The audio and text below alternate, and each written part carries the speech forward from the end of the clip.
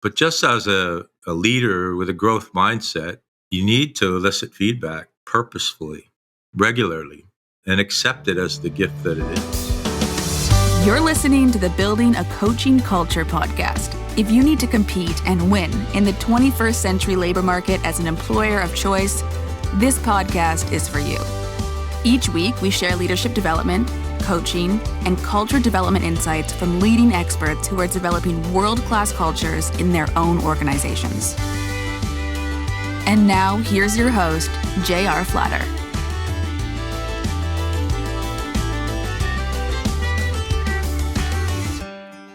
Hey, welcome back, everybody. It's J.R. Flatter here with Lucas. How you doing, Lucas? Pretty good. Before we get started, tell me what this police officer thing is all about with Declan. He said, at school, I want to be a police officer so I can put people in jail.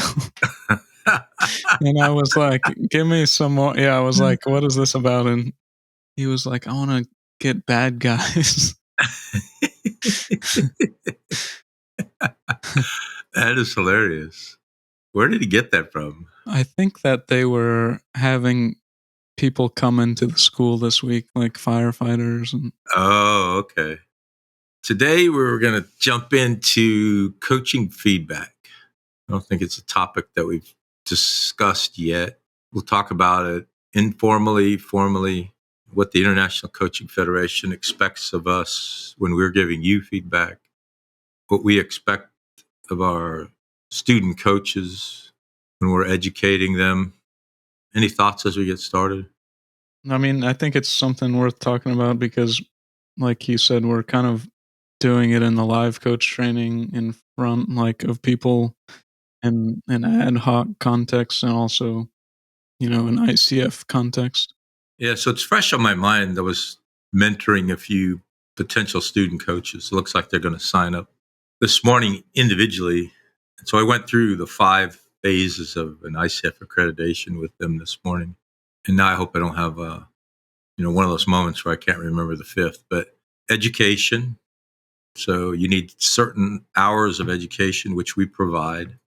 You need experience. And so you need certain levels of coaching experience. Entry level for both is 60 hours of education and 100 hours of coaching for the associate certified coach. You need performance evaluation, which we provide as part of our mentor coaching. You need mentor coaching, which we also provide. And then the final one that's independent of us and actually proctored by a third party, which is the International Coaching Federation Coaches Exam, which is proctored by a third party. Neither we nor the ICF get it between you and the proctor. And that was a necessary change that the ICF made so that they could align themselves to the international accreditation standards and become an accredited, sounds redundant, but an accredited accreditation. But the formal performance evaluation that we give and that the ICF requires of us to say that you're ready to take the exam comes straight from a course that I took a couple of years ago on assessors. And so it's a formalized course of instruction on assessing other coaches. And if you send your recording and transcript into the ICF, one of their assessors, and they subcontract it out, will use the same format that we use, the same template, looking for the same things. So we try to mirror as much as we can within our program. So as an ICF accredited program, we can assess, and the ICF asks us to give you a performance evaluation on your coaching. So currently there are 2 different paths to an ICF accreditation. They've recently revamped the process. The first one, and the hardest in my opinion, is the portfolio path, where you go find all of your education, your mentoring, and get your coaching hours independent of an accredited provider. And the reason it's the harder path is you have to first go find all of that instruction, go find a mentor and have them someone give you a performance evaluation along the way, and then submit a recording and a transcript and have the ICF assess it, which takes, per the ICF's website, 18 to 24 months or weeks, not months, but still, that's a long time to wait. If you go through an ICF accredited program such as ours, we affirm that you're ready because we watch all of we provide all of your education, we provide your mentor, and we provide the performance evaluation. And we have privy to your coaching.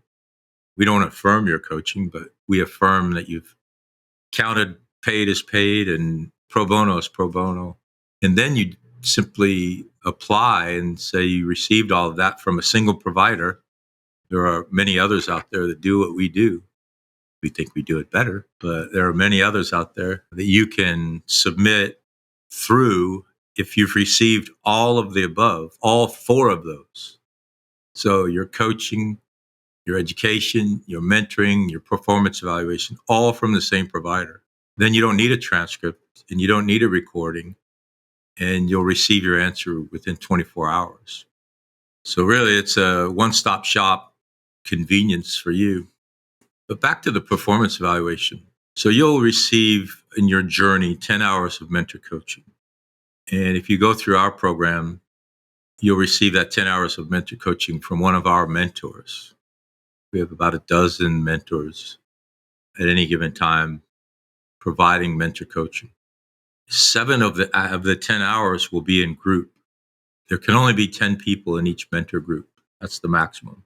So no more than 10, so that you're getting that close observation and you're getting real-time feedback in sessions. So every session we teach, they're usually an hour each. We have a focused experiential assignment. And for the mentor coaching, it's in-session coaching with feedback from the mentor. So there's the mentor, perhaps 10 students, and the mentor will ask someone to be coached and someone to coach, and then give real live feedback in that session from a mentor who's at least a PCC. Oftentimes they're MCCs. So you're getting that kind of observation and that kind of real-time feedback in session. But when you get into your one-on-ones, so of the 10 hours of mentor coaching, 7 can be in group and at least 3 must be one-on-one. So when you get into the one-on-one sessions, it's just you and the mentor and whomever you invite to coach. And those usually last an hour, maybe a little more. And the ICF asks us to observe you coaching from anywhere to 20 to 60 minutes. And so we usually ask the coach to coach for a minimum of 30 minutes. And then they'll get 30 minutes of immediate written and verbal feedback from the mentor who's been observing one-on-one. And so this is really the closest opportunity that we have as an accredited program to watch you coach and give you feedback on your coaching. And we follow the same format that the ICF assessor would follow. You've probably heard us talk about the PCC markers before. So the ICF asks us in our education programs to assess you at a minimum level of PCC. Even if you're going for an ACC, they ask us, the education provider, to measure you at a PCC level. So we look at the PCC markers, which there are 8 competencies within the ICF competencies. And within those 8 competencies, there are 40 plus markers that assessors watch for when you're coaching. And the competency is the definition of what we want to see, but the marker is the demonstration. And so how are you demonstrating building trust and safety, for example? Or how are you demonstrating creating awareness? Those are all buried in the markers. And as a trained assessor, your mentors are watching for those markers. On the 3 hours of one-on-ones, my understanding is the the coach will generally use the same person each time. Does that give you kind of an opportunity to look at more of an arc of the relationship over time with one individual, or is that important to have the same person each time? Yeah, thanks for that question. Yeah, absolutely. We do strongly recommend in those 3 one-on-one sessions that you invite the same leader to be coached each time. There's 2 components to this. One, don't script it. Don't get together with a good friend and say, hey, I want you to come in. I'm going to coach you for 30 minutes. And here's what we're going to talk about. And here's what I want you to say. That's going to be of no value to you. And your mentor is going to see right through it. So invite someone. We often say in coaching instruction, you can coach anybody, anywhere, at any time, on any topic, because that's the skills you're learning. We also recommend when you do get a coach, or when someone's trying to pick a coach, pick someone as different from them as humanly possible, because you don't want them pretending they know what it's like to be you. But I've seen very successful coaching between husbands and wives, brothers and sisters, mothers and daughters, fathers and sons, all configurations. Even in the military, a lot of our cohort are military commanding officers and their senior enlisted advisors. You just have to set the parameters at the beginning of the relationship to say, when we're doing this, that we're a peer-to-peer coaching and leader relationship. But you're right to point out the arc of the relationship, because of the 8 competencies and the 40 plus markers within those competencies, it would be impossible in a single session to observe all of those markers. And the ICF doesn't expect that we're going to demonstrate all those markers in a single session.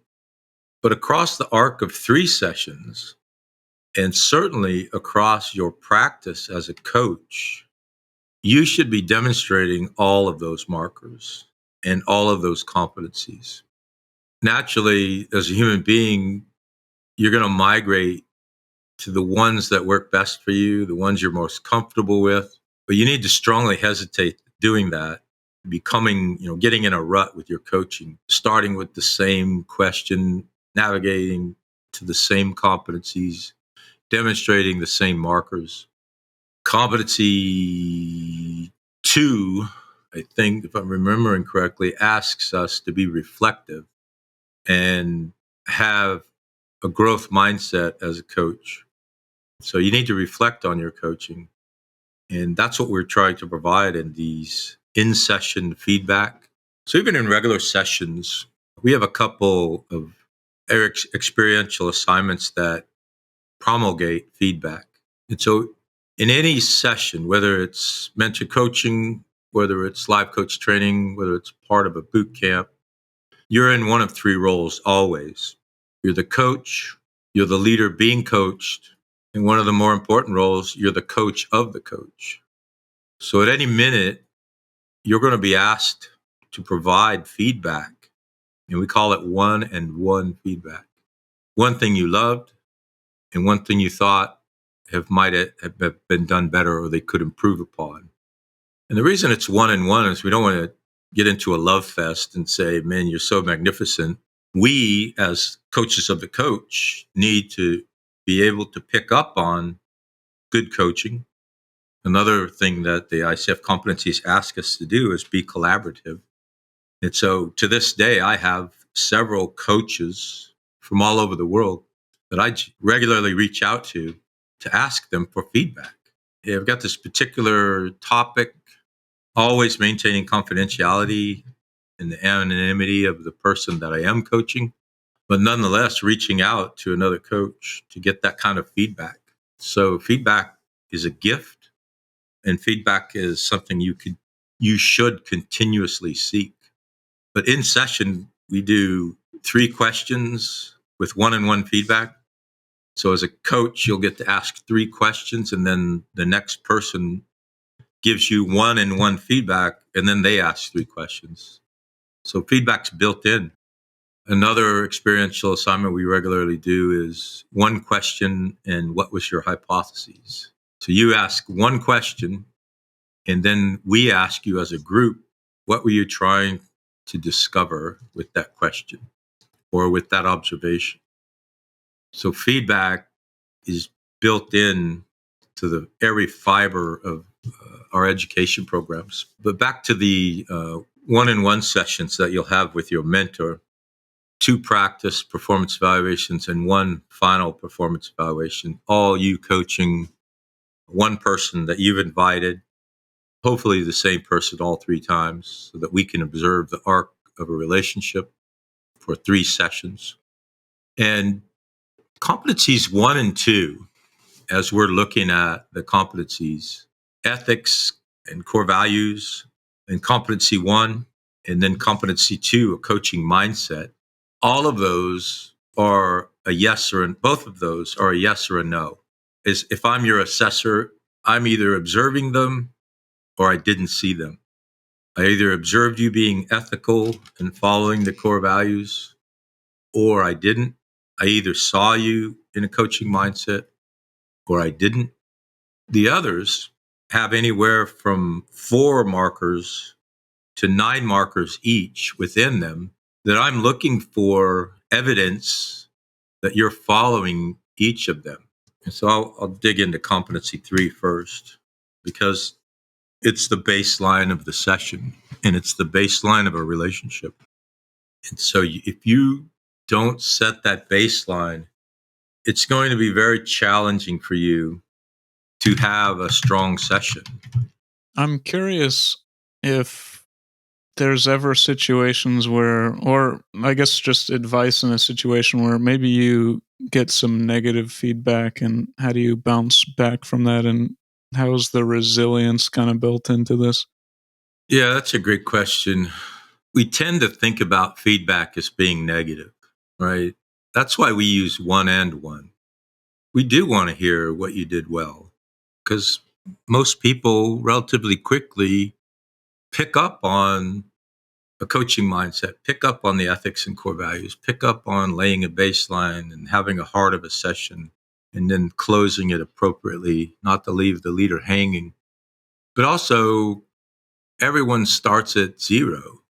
And so there's lots of room for improvement. Even after coaching for years, I have tons of room for improvement. I'm currently pursuing my MCC, and so I will enroll in an MCC mentor coaching relationship, because I know I have a lot to learn in order to kick my coaching to the MCC level. So you have to remember that feedback's a gift. You have to purposefully seek it out, either in an audience or the privacy of a one-on-one conversation with another coach.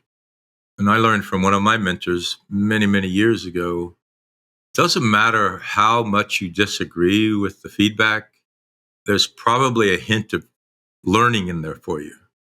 And so whenever I get feedback and I disagree with it, my initial response is, well, that's ridiculous. Then when I really slow down, use my slow brain, not my fast brain, as Daniel Kahneman talks about, I start to see hints of learning in there, and a recognition that, yeah, I don't know it all, and I still have a long way to go. You use the word resilience. Yeah, you need tons of resilience to be a coach, because every question you bring into the room is an informed guess.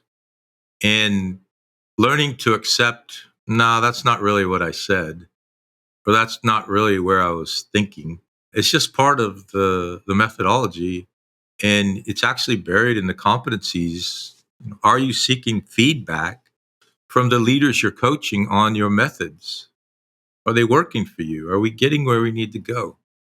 And so you're asked very explicitly to solicit feedback. But just as a leader with a growth mindset, you need to elicit feedback purposefully, regularly, and accept it as the gift that it is. Yeah, so thanks for that question. So I have the assessor form opened right here. I'm just going to start walking through it a little bit. So most of the markers, and I'm looking at competency 3, competency 4, 5, 6, and 7, of all the markers, the majority of them are one observation, marks off that marker. Some of them require a minimum of 2 observations to count it. It doesn't mean that you failed the session. It just means that that marker wasn't observed in that session. And you'll probably hear about it in your feedback. So when we're assessing you and preparing to give you feedback, we're watching the clock. So right now it's 3:01 after the hour. And anybody who listens to our podcast knows we talk in minutes because we teach all over the globe. And so if I observed a marker and you were doing a practice session, I would mark on the form at what time did I observe, and then a note as to why it was either a marker that was observed or a contra marker. And a contra marker means you violated that marker. So one of them is that you shouldn't interrupt. And so if at the end of the session I didn't see you interrupt, I'm going to mark that. But if I did see you interrupt, I'm going to mark the time. I'm going to provide you feedback on that with the time in the session and what I observed. So back to competency 3, laying that baseline. Competency 3.1, so 4 markers in 3, is the baseline of the entire session. So if you don't lay that down, you can't have an 8.1. I know it sounds overly academic, but 8.1, when you get to it, is actually checking on how did we do if we said what we were going to do. And if that happens, you don't fail because your leader might say, I don't know. I just need someone to listen to me. And that's completely acceptable for a session or maybe 2. But if I observe that, I'm going to give you feedback. 2 sessions in a row, you haven't laid a baseline. And there's several components to the baseline. One is, what is it you think is the best use of our time? What is it? And then what would success look like? That's the second component. By the time we're done, what would that look like? The third component is, what about this is important to you as a human being? And then the fourth, what are some obstacles that might be between us and that envisioned success? So I'm looking for all 4 of those, and I'm going to give you feedback if I don't observe all 4 of them. I want you to stay in competency 3 a little longer than you're comfortable because it is so important to this session. Then 4, 5, 6, and 7, for me, competencies are the heart of a session. And so I'm looking really closely. Once I've seen you establish the baseline, or you haven't, but you've moved into 4, 5, 6, and 7, I'm going to be watching really closely and giving you strong feedback on these markers. Are you adapting? Are you supporting? Are you responding? And are you creating new awareness? That's what 4, 5, 6, and 7 are all about, for me anyway, as an assessor, giving you feedback. So you're going to spend a lot of time in 4, 5, 6, and 7. You're going to lay a strong foundation. You're going to spend a lot of time in 4, 5, 6, and 7. And then you're going to watch the clock, and the clock's never our friend. I just looked at it right now to see where we're at in this podcast. And you're going to have to start closing. We call that the beyond. How are you looking beyond the session in your coaching? And there's several necessary elements. The first that we've talked about is revisiting the opening. Did you set a good baseline, and did you accomplish what you said you were going to accomplish? And you may not have, and it might not be your fault because the leader is in charge and they can do and say whatever they'd like. And you're going to follow their lead. Accountability. How are they going to hold themselves accountable is looking beyond. One absolutely essential component of looking beyond is, what do you know now that you didn't know when we started this session? We don't force ourselves as an accountability partner, but certainly an option as the coach. And a lot of the close, looking beyond, is engaging the human brain and using it the way that it naturally works. And so you don't ask, did you learn something? You ask, what did you learn? You don't ask, is there an opportunity for you to be accountable? You ask, how are you going to be accountable? And so I'm looking for all those nuances when I'm evaluating you. And so when the session's done, after 30 minutes or so, we'll send your volunteer leader home And then you and the mentor will talk for 30 minutes. And everything they say, they've written down, and they will email you, or they'll send it to our team, and our team will email it to you. So you have written feedback. And then you'll also have verbal recorded feedback, because you have the opportunity to record this. We're going to give you 30 minutes of verbal feedback. And it's one-on-one, things that the assessor loved and things that the assessor thought you could do better on. And that one-on-one is actually embedded in the assessor form.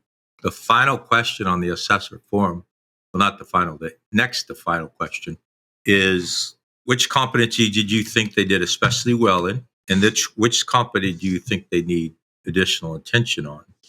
And then we have the opportunity as the assessor to write a paragraph or two on what we saw. I usually take anywhere from 2 to 3 pages of notes in each session. And so I have 2 to 3 pages of feedback for you that I'm going to send you, but also we're going to talk about it, and you'll have the opportunity to contribute and ask questions. The final is, did this coach pass or did they not pass? By the time you get to mentor coaching and by the time you get to your third one-on-one session, you're going to be ready.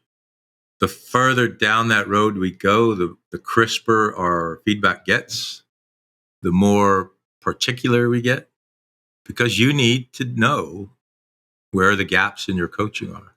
We're going to be gracious and kind, but we're going to give you strong feedback because you deserve it. The leaders that you go out into the wild and coach deserve it. Yeah, and you mentioned that it's, useless to try to like pre-engage with your leader, that you want to coach in the evaluation, and then it's pretty clear why. Like it's hard to try to say that you evoked awareness when it's not actually happening in real time. Is that client, like the mentor coach and their client leader, do they often choose other coaches, or is it, people that just might need coaching? I'm thinking about, do those people then go seek coaching afterwards in some cases? Yeah, that's a great question. There's a couple components to my answer. One would be the requirement, and the other would be the practicality. The ICF requires that it be a real coaching session in a real coaching relationship. And so when I say don't script it, that doesn't mean it couldn't be in the middle of the arc of your relationship and that you know each other fairly well by then, and you're well into the arc. You know some of the challenges they have. Even though we come into each session with a blank chalkboard and an empty table, we still have history together when we're in the middle of that arc. It could be a brand new coaching relationship where it's session one in session, one of one-on-one feedback. Certainly, I would encourage you prior to the first one-on-one to have the pre-coaching conversation that we always have and put a coaching agreement in place. It says, here are the parameters of coaching. Here are the ethics and core values of coaching. We're going to be peer-to-peer. Here are the lines in the sand between counseling and therapy and coaching, clergy, law enforcement, talking about all of that before they get into the coaching room. You don't want them to be completely unaware of the relationship they're about to enter into, which is very different than scripting. And so to answer the second part of your question, a lot of the one-on-ones, the partnerships come in knowing each other, having been in a coaching relationship already. But a lot of them come in, it's their first session of their relationship. Both work. It depends on your comfort level as the student coach. Are you comfortable starting a coaching relationship in front of me? Or would you be more comfortable coming in front of a one-on-one mentor in the middle of a relationship? If you don't have a strong relationship, being too intimately familiar with your leader might inhibit your coaching.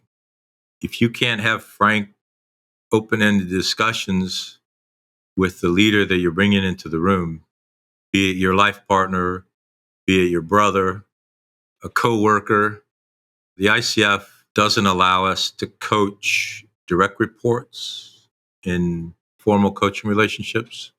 And I kind of see the rationale there. There's a potential conflict of interest. But then on the other hand, they ask us to be ethical. So that's one that I'm kind of on the fence about, but that's the rules as we stand. But anybody in your workplace, absolutely, you can coach. You can coach as a style of leadership, and I would strongly encourage you to do that. But in the one-on-one sessions, it can't be a direct report. I don't know if that answers your question or not.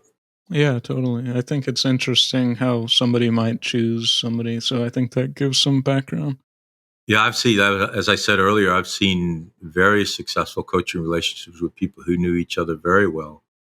A husband and wife come to mind, but they had the strength of relationship that would make it valuable. I've also seen it not work. When you're in your mentor coaching, we get feedback from our mentors to us that, hey, this person's struggling.